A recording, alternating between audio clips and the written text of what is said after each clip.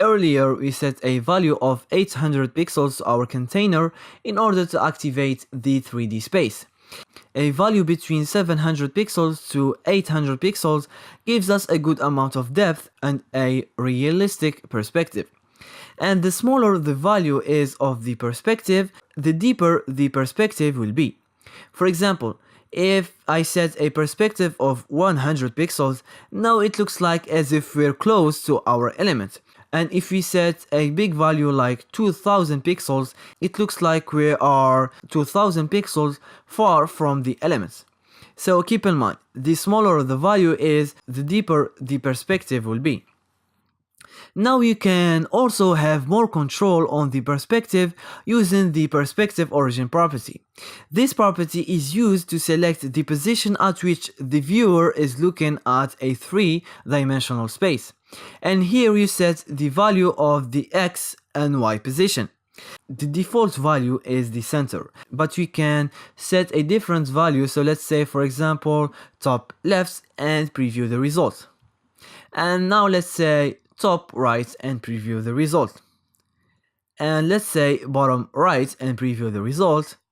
And let's say bottom left and preview the result. And here also you can use pixels or percentages. We can also use a negative value like 100 pixel, 50 pixels. So the perspective origin is around here. Or we can go with a value like 150% and 100%. And the perspective origin is around here. Now there is also an important property that I want to address. Sometimes you have a parent container and within that container you have other elements. And you are applying the perspective to the container, I mean the container of these elements. Now what happens if you try, for example, to rotate the parent? Now these elements are behaving like flat elements. They stick to their parents and they are not rotating in 3D space. That's because they are having the transform style property set by default to flat. Now let's type in within this declaration block. So here we are targeting these children, and so let's type in transform style flat.